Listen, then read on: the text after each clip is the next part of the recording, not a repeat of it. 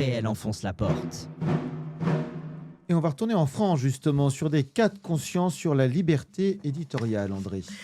Et oui, alors ça c'est intéressant parce qu'il y a une très grande, c'est plus qu'une polémique d'ailleurs, qui se passe depuis 3 jours. Depuis 3 jours, effectivement, ça enflamme beaucoup Paris, beaucoup Saint-Germain-des-Prés, mais au-delà de ça, ça pose de vrais problèmes.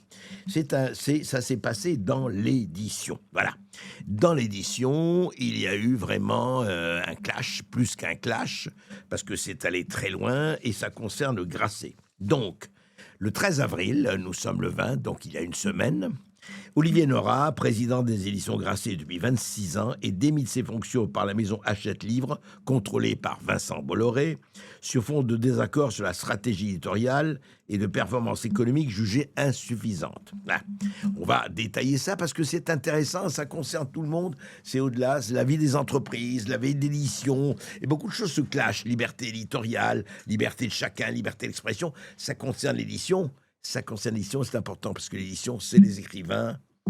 Si on peut fermer la porte, s'il vous plaît.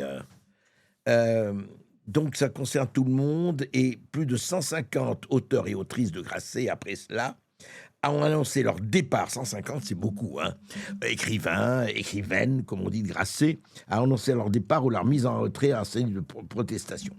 Alors voilà, ça s'est passé là, et le dimanche, hier, Vincent Bolloré, le PDG de Hachette maintenant, et évidemment, il faut le rappeler, c'est du point de vue des médias, CNews, Europe 1, le journal du dimanche, etc.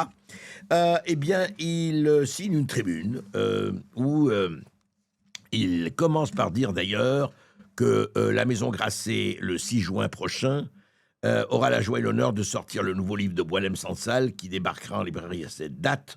Et il ajoute, petite pique à l'intention d'Olivier Nora, le dirigeant de Grasset voulait le sortir à la fin de l'année, ce qui était contraire à la volonté de la direction Hachette, qui est le réel propriétaire de Grasset. Et il ajoute, alors là c'est le chef d'entreprise qui parle, les performances économiques de la maison Grasset sont très décevantes, le chiffre d'affaires qui était de 16,5 millions d'euros en 2024 est descendu à 12 millions en 2025 et le résultat opérationnel qui est de 1,2 million d'euros en 2024 a diminué de moitié pour ne représenter plus que 0,6 millions en 2025. Et ajoute-t-il encore une fois à l'intention de Olivier Nora, la rémunération annuelle d'Olivier Nora est passée de 830 000 euros, la rémunération annuelle, à 1,017 million d'euros. Pas mal, c'est disons 150 000 euros d'augmentation, ça fait 15 000 euros par mois pratiquement. Et cette rémunération payée par Hachette n'a été facturée que pour moitié à Grasset, améliorant ainsi les charges apparentes de Grasset et ainsi son résultat ainsi présenté. Voilà, donc Grasset, c'est 38 salariés, sur 33 000 que compte le groupe Lagardère, ajoute évidemment Vincent Bolloré. Alors il dit, lui, évidemment, bruit médiatique extraordinaire, simplement parce que ça touche une petite caste qui se croit au-dessus de tout et qui se coopte et se soutient. Voilà, quant aux attaques concernant mon idéologie, je le rappelle une fois de plus, je suis chrétien démocrate et les dirigeants de Hachette continueront à publier tous les auteurs qui le souhaitent. Alors évidemment, ça a fait réagir très très fortement. Encore une fois, une centaine, plus de 200 à 300 problèmes de s'en sont sortis. Ça va de Virginie Despentes à Bernard-Henri Lévy, en passant par Amnous Chalmani, beaucoup d'autres, Jean-Paul Enthoven, et puis beaucoup d'autres, enfin, beaucoup de gens qui étaient chez Grasset depuis effectivement des décennies et qui sont absolument opposé au départ d'Olivier Nora. Alors, Emmanuel Carrère, Leila Slimani, etc., présentent ça comme un coup de force d'un groupe de Vivendi Bolloré. Qu'est-ce qui se passe? Et c'est allé d'ailleurs très loin. Le 15, David Dufresne, l'écrivain David Dufresne, et c'était dans ses politiques, je crois, ou c'est dans l'air, je ne sais pas lequel. David Dufresne, écoutez, il a réagi assez fortement en disant ceci. voilà, lueur d'espoir a disparu, c'est l'extrême droite, etc. Bon, il déchire son contrat avec ce que ça comporte et tout. Enfin, ça a été assez violent, c'est le moins que l'on puisse dire, enfin violent, à la télévision, c'était bon. Alors, qu'est-ce qui se passe de ce point de vue? Et Libération, dont le PDG est Mathieu Pigasse, notamment, fait ce titre, regardez, c'est intéressant. Regardez la une de Libération, comment les impôts, voilà, non, c'est pas celle de Mathieu Pigasse, c'est l'autre, on va en montrer après. Comment les impôts financent les fachos. Je ne sais pas si vous l'avez, Hugo. Voilà. C'est comment les enquêtes, comment les impôts financent les fachos.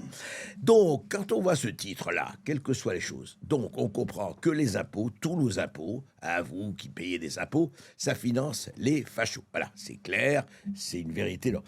Or, les impôts, peut-être qu'ils financent les fachos, je ne dis pas le contraire, mais ils ne financent pas que les fachos. Quand on écrit « les impôts financent les fachos », le reste non. Alors dites-moi, mais comment? Mais nos impôts aussi financent tout le service public de la radio et de la télévision. Ça fait 4 milliards d'euros. Nous finançons donc les antifascistes, les résistants. D'ailleurs, on entend les résistants, entre guillemets, les antifascistes, entre guillemets, on n'entend que, puisque là, la pluralité dans le service public, on ne peut pas dire que c'est le quotidien. C'est le moins que l'on puisse dire. Donc, les impôts, ils subventionnent un peu tout le monde. Et regardez, par exemple, un autre banquier, alors un banquier, lui, Mathieu Pigasse, qui a des actions dans Le Monde, dans Libération et ailleurs. Il y a, regardé cette une aussi, Mathieu Pigasse, qui dit très clairement, alors lui, il dit « Je veux mettre les médias que je contrôle dans le combat contre la droite radicale. » Voilà, c'est clair et net. Je veux mettre les médias que je contrôle. Alors, Bolloré contrôle, achète. Pigasse contrôle un certain nombre de journaux et de radios comme Radio Nova, etc. Il les met au service de la lutte. Donc, les impôts ne subventionnent que les fachos. Laissez-moi rire. Vous savez très bien que ça se passe de tous les côtés. Et comme disait quelqu'un que je ne nommerai pas, peut-être ça peut lui porter du tort, il disait subversion, subvention. Donc, il faut savoir de quoi on parle dans cette histoire. Et d'ailleurs, on va en parler de l'ingénierie sociale dans un moment. Donc, il y a quand même quelque chose qui est assez préoccupant, c'est le moins que l'on puisse dire. Ce qui est préoccupant, effectivement, c'est qu'un quotidien comme Libération, je veux dire, qui est encore une fois, qui est perfusé par un certain nombre de banquiers et de l'argent public, encore une fois, et c'est très bien, c'est très bien. Non, c'est pas très bien. Perfusé par des milliardaires, très bien.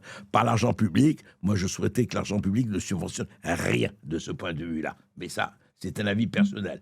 Alors, dossier expliquant l'argent public alimenté par l'impôt soutient discernement dit ou indirectement des formations et des acteurs classés à l'extrême droite.